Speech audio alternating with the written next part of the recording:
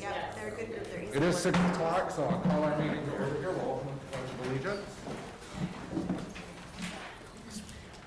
Pledge allegiance to the flag of the United States of America and to the republic for which it stands, one nation, under God, indivisible, with liberty and justice for all. Right, thank you, everyone. Mask, so I told them to wear one. I'm back after missing our last meeting. I'm sorry about that. I was stuck in the cities with something that wouldn't end. But I'm here. So, since my last meeting, we've had a budget and finance meeting, which we'll talk about later on here. I was also able to attend the Lewis Industries groundbreaking last week with Jennifer. That was very enlightening. Jennifer got a tour of the facilities, got to learn about what they did and what they're doing. We talked a little bit about their schedule of building over there. That was a positive thing. I also had an informal meet and greet with the Ministerial Association, which I've got to talk to the chief about a little bit later as well, as far as getting our chaplaincy program up and running again. So there's still some strong interest in doing that with those folks. So that's all I've really got. Pass it on to Councilmember Hertzberg. I'll go backwards. We just got done with Public Works.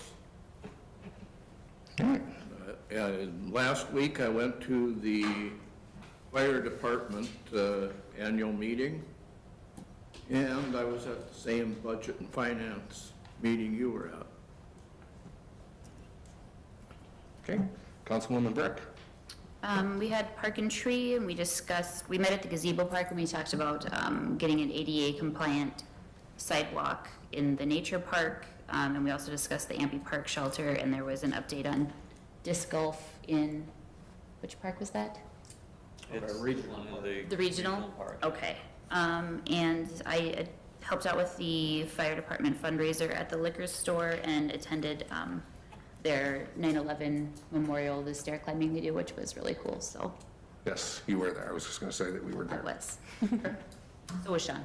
Councilwoman Slaney. I had a liquor board meeting last week, but other than that, that's it. Yeah, anything fascinating going there? Oh, eventually. Oh, yeah, wine club starting next week, Yeah. 23rd. Councilman Thielen. I have nothing. All right. On to our department head reports. Mr. Mergen. Okay, thank you. First of all, out at the airport fly-in, the one note that I did get is that we currently do not have a flagpole out there. I'd like to thank the credit union. They did step up and are donating the flag and pole, which will be installed likely this week sometime. We just got done with our leak survey of the entire community for our water system, and we did come up with one leak, so that will be repaired shortly. In the parks, the soccer field, I don't know if anybody's driven by there, but that season is in full swing. They do have, I think it's 12 or 13 games scheduled for the facility over there. Just to note, the parks will be closing October the 12th. Splash pad, if somebody still wants to use it, you likely got about another week, and we will be closing that down. The community park shelter, the work that was being done is completed over there on the shelter, new roof, and the underside of it. Gazebo park, if anybody's looked there, the library has put up their stroll again.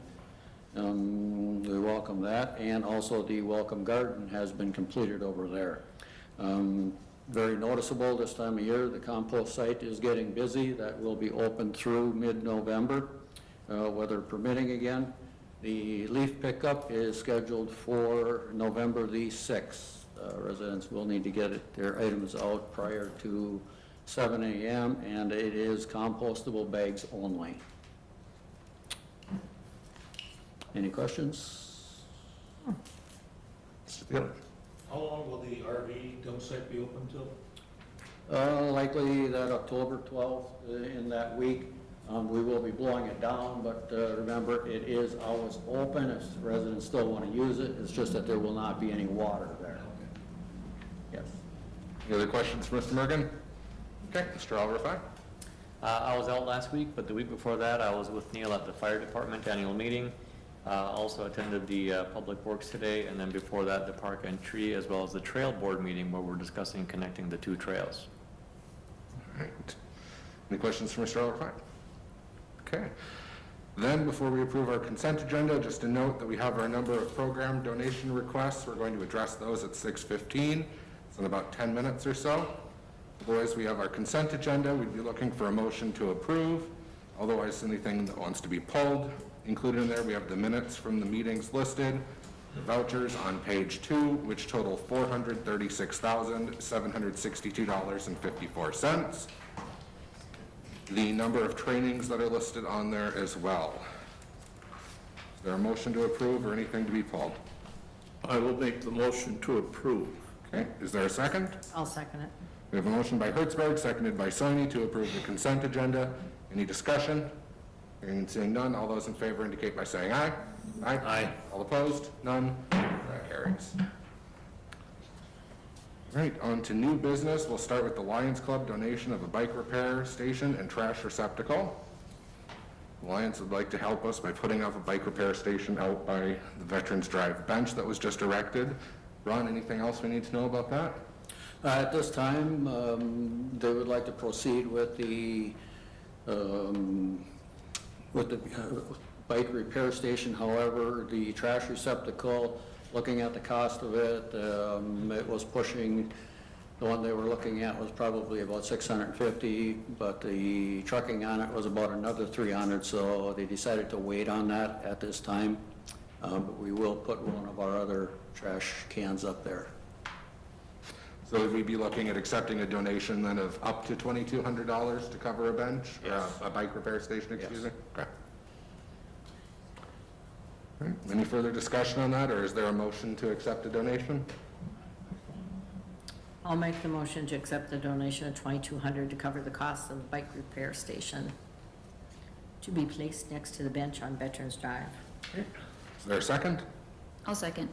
All right, we have a motion by Sony, seconded by Brick, to accept the donation of up to $2,200 to cover the cost for a bike repair station placed next to the bench on Veterans Drive. Any further discussion on that? Okay, none. All in favor indicate by saying aye. Aye. All opposed? None. That carries. Belinda would like us to make some transfers. Want to talk to us about that? This one is just Fund 125 Airport Capital Improvement to Fund 455 for the Municipal Airport Fund, and that is for the local share of the grant. It's over the next 10. And this is a routine thing that we do. It is. Okay. Any questions for Belinda, or is there a motion to approve the transfer? I'll make the motion to transfer $59,573, Fund 125 Airport Capital Improvement to Fund 455, Painesville Municipal Airport Fund for the city's 5% share of the 2018 hangar project. Okay, I have a motion. Is there a second? Second.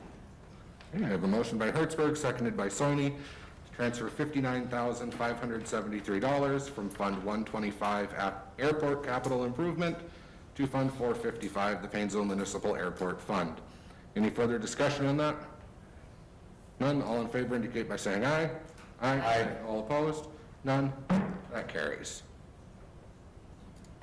All right, we're looking to set a public hearing on any past due garbage, water and sewer, snow removal, and mowing bills. Proposed date for that would be Monday, October 25th at 6:30 p.m. I'll make the motion to set a public hearing for 6:30 on Monday, October 25th, for the purpose of certifying past due garbage, water and sewer, snow removal, and mowing bills to the county. I'll second. We have a motion by Sony, seconded by Brick, to set a public hearing for 6:30 p.m. on Monday, October 25th, as stated on the action sheet. Any further discussion on that? None. All in favor indicate by saying aye. Aye. All opposed? None. That carries. Okay, going on then to our old business. It's still not quite 6:15. Thanks for waiting around, everyone. First order of business, Ron, with the drought status and where we're currently at. And I realize it's raining outside. Yes, thank goodness. Indeed. As you can see inside, I did include the letter from the Department of Natural Resources, just noting that we are no longer in the drought restrictive area. They have downgraded that And with that, the Public Works did meet tonight and has recommended that we remove the water sprinkling restrictions that we did impose several months ago. I'd like to thank everybody who did follow the restrictions. It definitely is noted and it does help. Right now, I think we are down to, our peak was probably around that 850,000 average, and now we're down to about 650,000. So we've dropped 200,000 gallons a day of usage. And how are the wells doing? They came back up almost to where a normal usage would be. Great. Okay. Any questions for Ron? Otherwise, the recommendation is to approve the recommendation of Public Works to, I guess, suspend or deactivate the watering ban. I'll make the motion to remove the conservation restrictions. Okay, I have a motion. Is there a second? I'll second. Right. So we have a motion by Hertzberg, seconded by Thielen, to remove the conservation restrictions. Any further discussion on that? Okay, all in favor indicate by saying aye. Aye. All opposed? None? That carries. Okay, on to the tax abatement and business subsidy agreement. And Bill, you're giving us a report on this, I see. So council had approved this tax abatement, but then we were contacted that Stearns County wanted us to add them into the agreement. So essentially, this was an amendment to the tax abatement agreement that I had drafted earlier to incorporate the abatement by the county. This was sent down to the county a couple weeks ago, and I checked with Jennifer today, and she hasn't heard anything from them yet. So I guess at this point, it's just for informational purposes. But that was the point of this, was to incorporate the abatement that Stearns County proposes to do. And these were the numbers that we had. Jennifer's not sure if they're waiting to hold their hearing before they approve the agreement or what's going on, but we just haven't heard. So at this point, I guess you could consider it informational for future reference if they, assuming Stearns County approves it. Our action sheet recommends a vote approving it contingent on Stearns County's approval. Is it your recommendation that we just wait until we hear back from them? I don't have a problem with approving it contingent on them. If they approve it as is, then we'd be ready to act. That makes sense, I guess. Okay. I think we'd just authorize signing if they approve it, and we'd be ready to go. All right. So if somebody wanted to make a motion to that effect, we could. Otherwise, if we wanted a motion to table until Stearns County approves, that might be appropriate as well. I'll make the motion to approve the tax abatement and business subsidy agreement between the City of Painesville and Lewis Properties LLC contingent upon Stearns County approval. Second. Okay. We have a motion as stated on the action sheet by Soini, seconded by Hertzberg. I assume that's going to include allowing signing when it's appropriate as well? Okay. Any further discussion on that? All in favor indicate by saying aye. Aye. All opposed? None? That carries. Okay. Just looking at our time, it's 6:13. Next on our agenda, let's get to it here, is adding the Police Department and Fire Department Advisory Board and then discussing membership. Looking at the time, probably get through at least one of these things here. This board was addressed by the council before the ordinance was drafted as discussed. Is there a motion to add the board?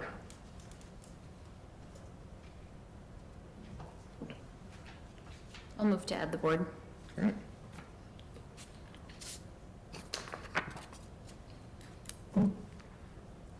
I presume that your motion is the approval of the ordinance as listed in the action sheet? Yes. Okay. Is there a second? Second. All right.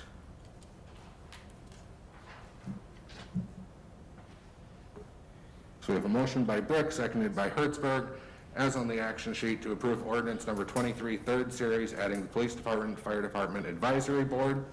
Any discussion on that? Hearing and seeing none, all in favor indicate by saying aye. Aye. 哎 Aye. All opposed? None? That carries. 哎 Okay, All right, community members, we had 3 people reach out to me prior, during the period that this was open. Those are the 3 listed in there, John Wimmer, Ken Ossendorf, and Dodie Greeley. We didn't have anybody else express any interest in serving. That's why I'm here. Okay, so we had a period a while ago, it was posted on the city's Facebook page Okay. to submit a statement of interest and things of that nature. These were the 3 that we got. At this point, I don't know that it's just open for anyone to submit interest at this point. Certainly, we could hear you out. I'll give you, can you do it in like a minute, minute and a half? I just would like to be a part of it. I think I could do some good there. I don't know, I'd like to try it, that's all. Sure. That's just really it. Support it. All right. Have we had any discussion on how many community members are going to be on? 3. Yeah, 3 was the ordinance as it was drafted. Okay, I just didn't remember. I just think it'd be pretty honorable.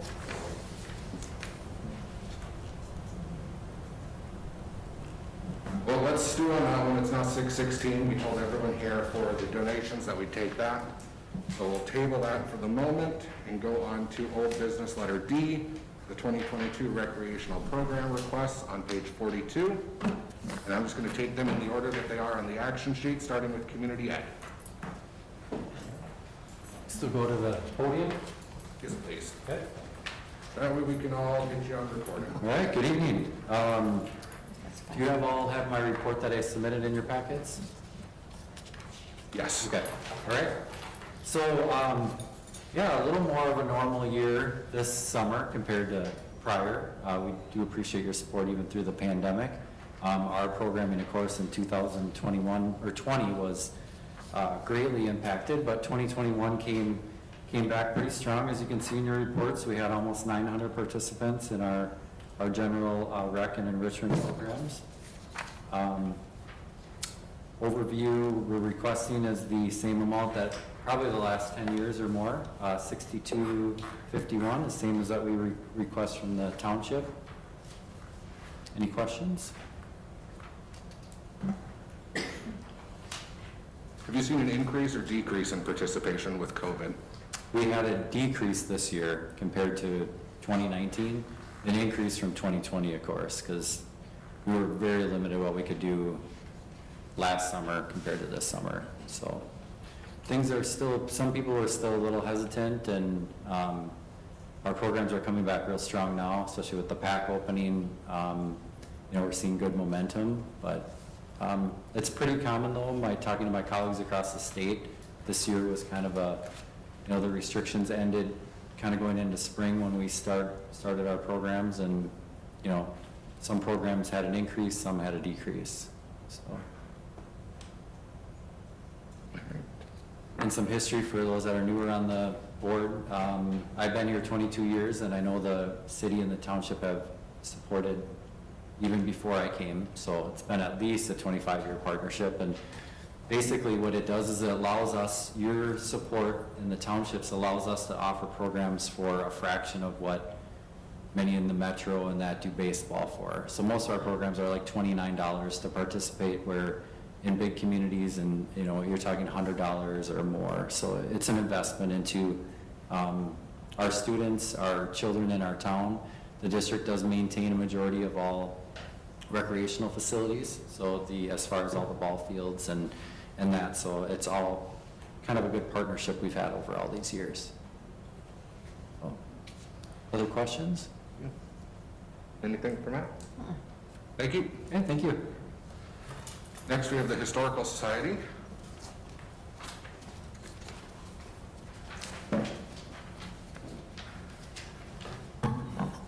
Hi there. My name is Vicki Jenigas. I'm the president of the Historical Society Board. I also have Reed Ringstead with me.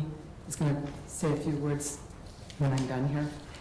I want to thank you so much for all the support you've given the museum over the years. Going back to 1968, when our founder, Bertha Zaneski, began formulating the idea of a museum in Paynesville. Some of these things you know, and some of you are newer, so you don't know, so I'm kind of rehashing a little. You may have heard it said in the past that we exist on a wing and a prayer, and this is true, and your support really does make a difference. Every decision that we make as a board is carefully thought out, as to whether the project will benefit the museum and the people who visit, and if it will help tell the story of Painesville's history. After all, this museum belongs to all of us, and the artifacts are ours to preserve and maintain.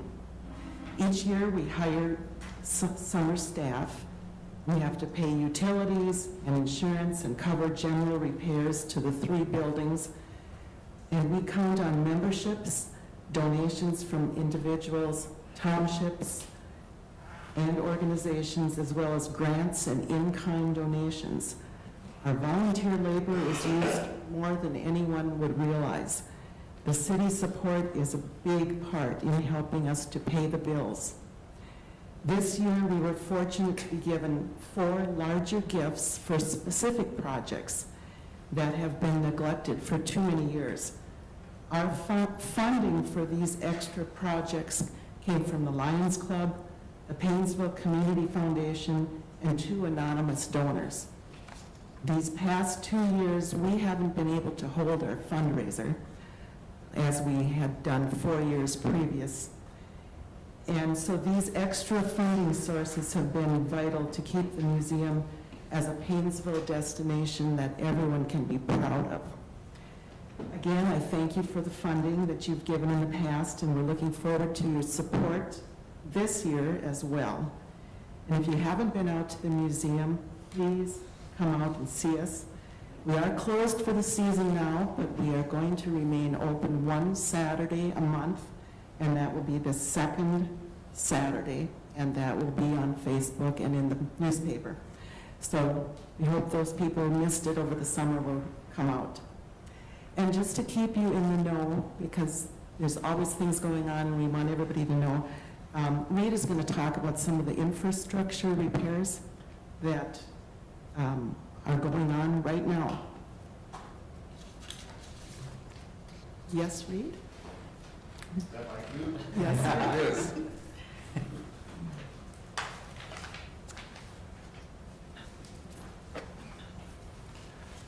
I'm Reed Ringstead. I am on the Building Maintenance and Grounds Committee. And the buildings are old and they're needing a lot of maintenance. We're replacing a door on the main museum. That is, the hinges were going bad and the seals were going bad on it, so we're replacing it hopefully before winter gets out here. Also on the church, there's double doors on there. They're rotting out on the frames, and we're going to have to try to replace that. And we have not had any extra funding for that. We're taking it out of what we can to pay for it and asking for volunteers to help and come help us out that. Today we had 3 volunteers. We took care of all the grounds, mowing and weed whacking and all that kind of stuff. So we do appreciate your money that you have given us in the past, and hope we can keep this up. Thank you very much.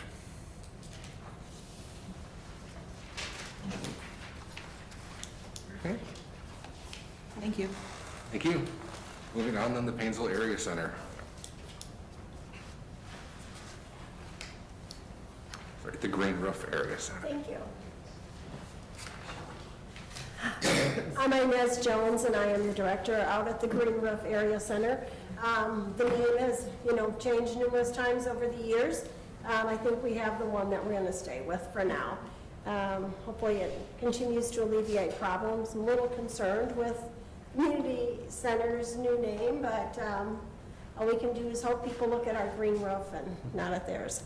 So the center is finally open at full capacity again. We've added a lot of new programs, additional cleaning protocols and that kind of thing. It's been a tough year like it has been for everyone, but we were extremely blessed with generosity. We actually were very careful in spending, and donations were wonderful in 2020. So we're very grateful for that. I think for those of you who saw the building 30 years ago when it was built, I think it looks way better now than it probably did then. There's been so many improvements. Volunteers play such a huge role in what happens at the center. So most of our labor is free. So that's a real gift for us. So again, we thank the city and the council for all the support you've given us in the past years. And we realize you also have budget constraints, and we will gladly accept anything you're willing to support us with this year. So, any questions? I don't think so. Thanks, Inez. All right. Then the Coronas Lake Association. We did get a letter that Jennifer passed out beforehand.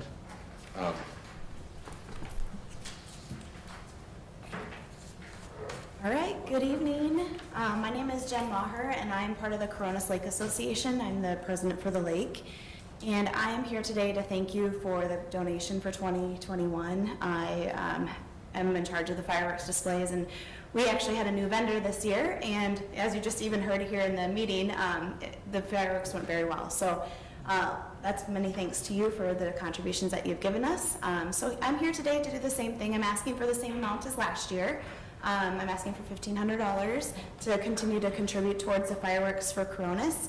Like I said, we have signed a contract with them for the next 2 years, and the date that we would have the show would be actually on July 2nd, 2020, which is a Saturday. So then that way we can continue to bring the community together, and either from on the side of the shore or in a boat, they're still able to watch the fireworks from whatever direction that they would like. But this isn't possible without you, so we do collect membership fees from our members at the Coronas Lake Association that we do have. But again, your contribution really makes a difference for us as well. So I'm here to ask for that again, and if you have any questions, I can answer those now. Jen, I'm just going to ask, it really helps Jennifer when she's putting together the agendas. I know we got the letter, but if next year, if you get it in a little bit sooner, that would be really helpful for us, just for planning stuff. Absolutely. So just a reminder, throwing it out there, not trying to throw you under the bus, but just asking. Yeah. All right, thanks. You bet. Thank you. Anybody have any questions otherwise for Jen? Okay.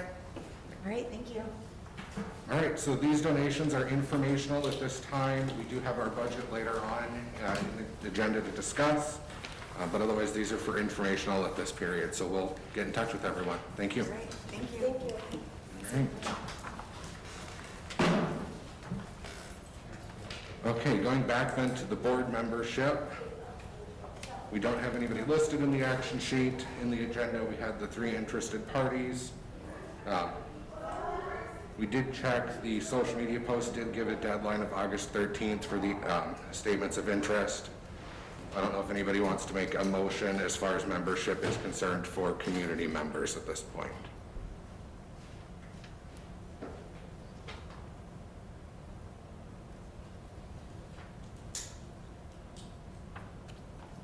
I just have a comment. But if there's people that are interested in running or being part of this group, that we shouldn't try to limit it. I don't disagree, but we've got to have, the board is 3 people. They serve 1-year terms. Sure. So at this point, we're late in the year, but probably come 2023, we'd be looking at more interest and interested peoples then. So certainly we could appoint any 3 of the 4 who've shown interest tonight and then reevaluate come 2023 with that appointment cycle.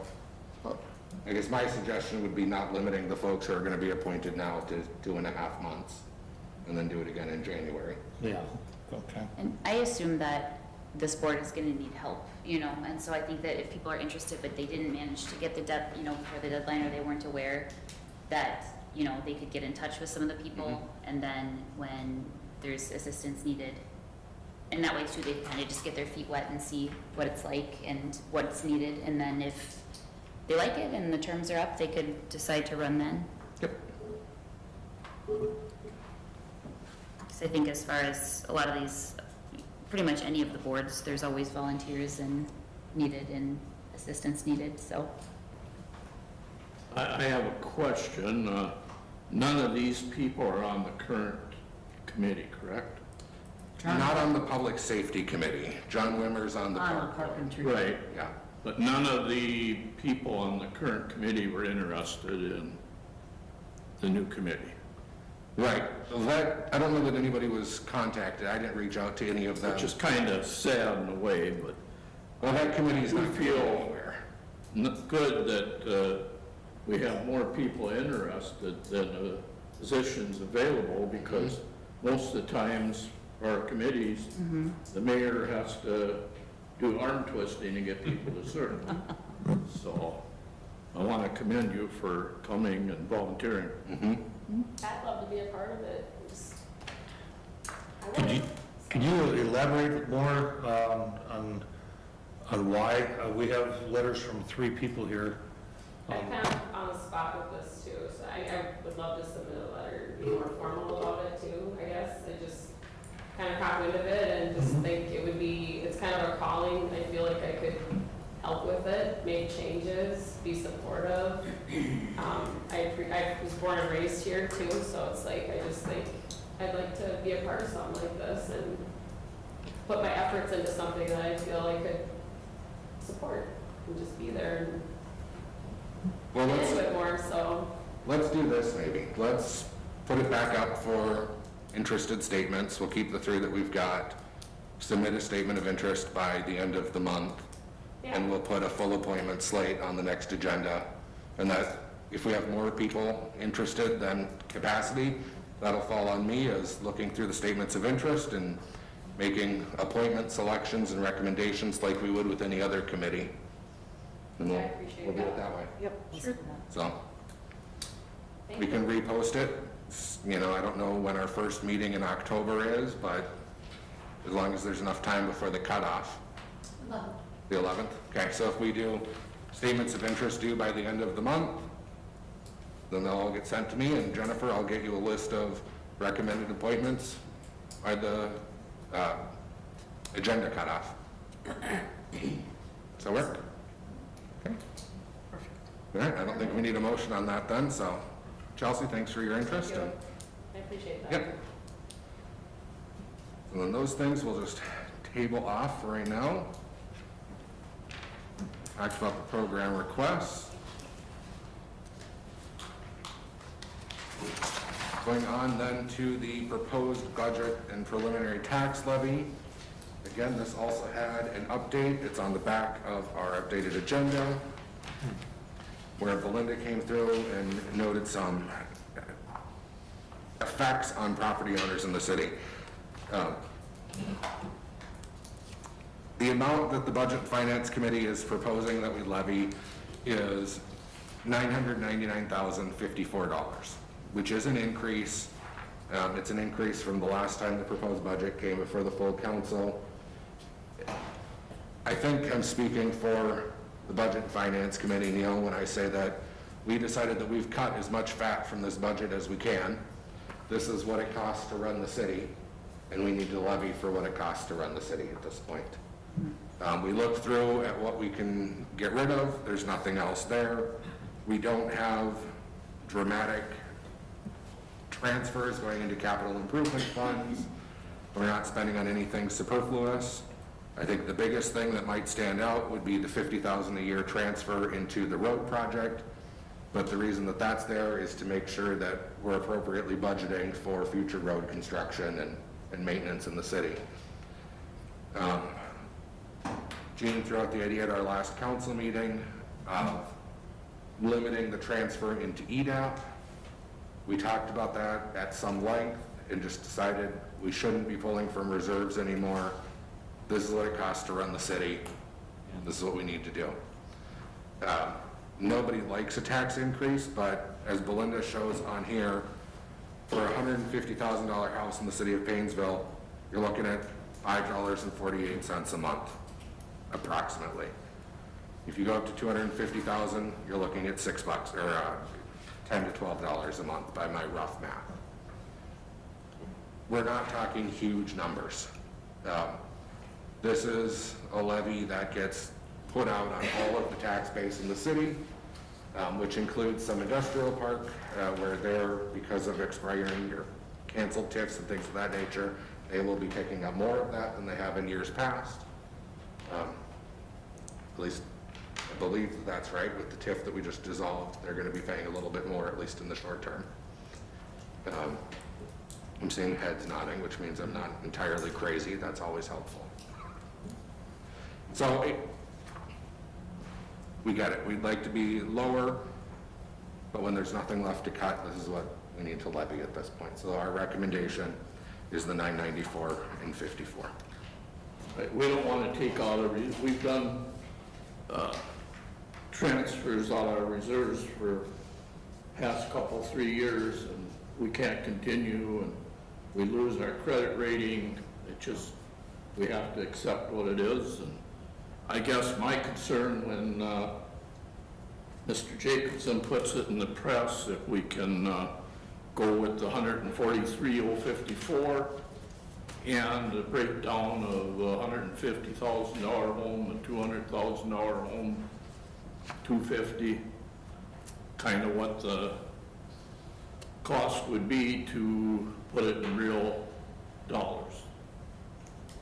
And I know those are estimates, but at least. And that's actually from the county. She Okay. calculated those for me. And I think that would be helpful in realistic terms, that it's not going to be hundreds of dollars. Right. And at the end of the day, the city has to stay open, so this is what it is. If we don't take care of stuff, then the future costs are gonna be so much more anyway, so. I mean, we're looking at a significant road project in the next 10 years. We need to start replenishing some of the capital improvement fund transfers. Chief's been the first to talk about how we've taken from his capital improvement funds the last few years. I think we've got a plan there to keep you okay for the time being, but we still need to be aware of it looking forward. Fire department is looking at possibly needing a new truck, although I know that they're working on finding some alternatives to that as well, but that's something we need to be cognizant of as we look forward. And our reserves have been, they're healthy, they're stable, they're good. I don't want to imply that they're not, but our reserves are at the point where if we take too much from them, it is going to start hurting our credit rating going forward. So in order to preserve the credit rating we have, which is very high and gives us access to lower interest rates to save us long-term money, we need to keep our reserves where they're at. Yep. If we dip into those, we're going to start paying the penalty and higher interest rates when we do some of these projects. So that's why Budget and Finance recommend we come in where we do.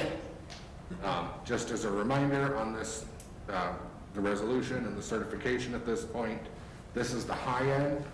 When we set it this amount, we can't come in higher. If we decide there is something left to cut or something to do, we can come in lower. And just to point out, Neil, too, I don't really have any say over what Mike puts in the press, but We can recommend.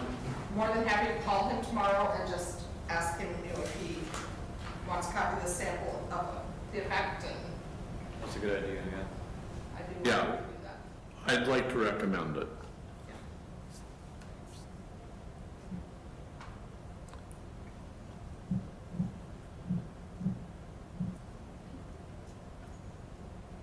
Any other questions, comments, thoughts on that?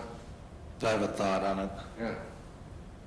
So I'm looking at this number, and with almost $150,000. That's the increase over last year's levy. Right. So from talking to the people in the community about some of the increases that could be coming along the way, especially for those that are on fixed incomes, they have a complaint with this, because it's just not the city that they're worried about, it's the school district, it's also the county. And you add that all together, that eats into their budget every year after year after year. And one of the questions that I've been asked is, if the city runs into a deficit, why don't they just do what the households do, is you trim your budget. Where the city can assess the tax, the levies, with council agreeing to this, but the normal person can't do that. So I guess all that I'm trying to do is pass along the message that a lot of the residents of the city would hope that the spending can be more in line with the balanced budget instead of incurring these extra costs. That's just something that I wanted to throw out there, which we can have a further discussion later, but I agree with what you say today is, let's throw this number, agree to it, and then work backwards, or forwards. We started at around 340,000 deficit, and we made major cuts to get down to 143. The police lost a position. We didn't add the part-time DMV position that we were talking about. So we've done major cuts. Like the mayor said, I think we're about down to where it's realistic. I think if anyone thinks this is too high, Belinda's happy to send out a copy of the budget. It's listed in our agenda, it's on our website. Feel free to go through it with a red pen and tell me where you think there's something left to cut. Because if you look at what's budgeted for and what the actual expenses are for most everything on there, there's nothing left to give. And we need to get to a place in our budget where we can stabilize rather than continuing to try and struggle for where we're at so that we can grow. I mean, a big part of our increase is, and it's everybody, cost of living. Yep. 4 to 5% this year. Yep. Well, take that across the board, that 143 isn't a big number. Insurance, I mean, we've had a lot of costs that have gone up that we have no control. Yeah, a large part of it was the cost of like work comp insurance, which is entirely out of our control, stemming from a number of factors. But that was a big part of it, and making sure that that was appropriately budgeted. So, I'm of the opinion Another that there's... portion, Sean, that you didn't even allude to is not only the workers' comp, but property and liability went up. Right. And a lot of that was they did every 5 years they do a building check on our buildings. And because of the cost of lumber and everything now, that increased the cost of our building insurance. That all plays a part in it. And that went up huge this year. Well, when I was, a few months ago, interested in this position, one of the things I did state was that I'm a fiscal conservative. And I hold true to that, probably more than I should.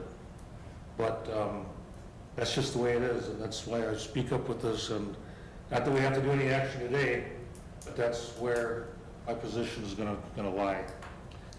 No, and I think that's valid. I will just say that I structured the appointments to the Budget and Finance with Neil and I being the two council members, knowing that if Neil and I could come to an agreement on the budget, that it's likely everybody else at the table would get behind. I'm in the same car with you, Paul, but at the end of the day, it's still gotta go down the road. Well, I think it was an unexpectedly expensive few years, you know, there were things that happened that I don't anticipate happening again, knock on wood. And I don't know what we can cut without compromising safety and things more than, you know, it's tough. And I mean, nobody wants to raise anything, but I think, you know, when you look at the table and you see what it actually is per month, $5 is a small price to pay to make sure that infrastructure stays the way it needs to and safety stays the way it needs to. And I don't know what other option we have right now. And it costs money to grow the city, and we Yes, are it a does. growing city. Yeah. Increasing the amount of our tax levy doesn't necessarily mean that everybody's being taxed that much more. If we can pass out that increased levy on more property owners, on a larger tax base. So I think if we're gonna continue to grow, then we need to start getting ourselves budgeted in a position where we can make investments in the community and things of that nature. You know, we talked about a new library. I think that holds growth of bringing in more residents, more families, businesses of that nature, but we have to be able to budget for that in order to get there. And this budget, as I see it, and Neil, I think you agree with me, this gets us basically to a reset point. This is as low as we can make it and still run the city. And then we can start going forward to put stuff away for the things that we want to do to really grow. It's our recommendation that we levy this amount, but again, I repeat, if somebody wants to go through the budget like we have and come up with something, let's have that conversation. But I'm not of the opinion that there's anything left to cut. I spent my Sunday afternoon pouring over this instead of watching the Vikings. I don't believe you. Hey, at the end of the day, I'm glad I went through the budget. But I was just gonna let you know that I'm not disagreeing with this, but that's just kind of where my mindset is where I'm coming from. No, and all of us on the committee, regardless of where we come from, we all know, just like everyone here on the council, we get those with fixed incomes, any increase is hard to bear. Especially looking at the school possibly doing a referendum and things of that nature. It's tough. We don't want to do it, but it's something that we feel like we have to do in order to grow and function the way that we have. Yeah. Otherwise, we're gonna start losing services. Our roads are really nice compared to a lot of cities. Yeah. That doesn't come cheap. And for those on fixed income seniors, there's a program that they can have their taxes froze, deferred part of it, the increases, I think through the county or something. Property tax relief act, senior citizens property tax Yep. relief. Yep. So our recommendation is to approve the resolution and come in at a proposed levy of $994.54. And we'd be looking for a motion to that effect or some other amount if somebody disagrees. I'll make the motion, set the 2022 preliminary property tax levy at current real and personal property at $994,054 and certify such to Stearns County Auditor. Second. Did I hear a second? Yes. Okay, Right. thanks. Nope. So I have a motion by Soini, seconded by Brick, to set the 2022 preliminary property tax levy at $999,054 and certify the same to the Stearns County Auditor. Any further discussion on that? Hearing and seeing none, all in favor indicate by saying aye. Aye. Any opposed? None? That carries. Okay. Then is there a motion to approve the resolution?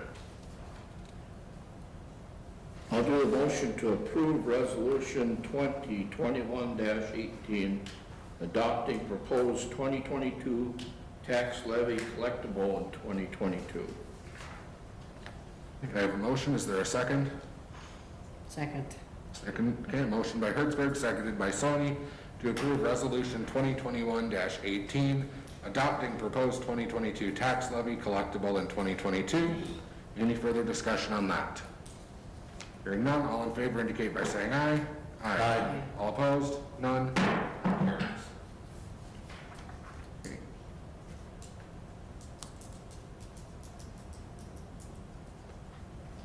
Go on then to the Truth and Taxation hearing. Looking to set that public hearing for Monday, December 13th, 2021 at 6:30 p.m. I'll move to set the Truth and Taxation public hearing for Monday, December 13th, 2021 at 6:30 p.m. I have a motion by Brick. Is there a second? Second.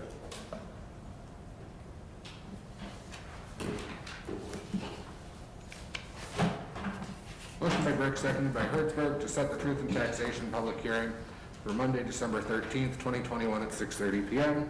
Any discussion on that? None, all in favor indicate by saying aye. Aye. Any opposed? None? That carries. Okay, that concludes our business portion. We have the informational listed there at the end, including the investment financial reports on the city's website, correspondence regarding the safe routes to schools, the police department, and the liquor store reports. If there's nothing else, we stand adjourned. Thanks, everyone.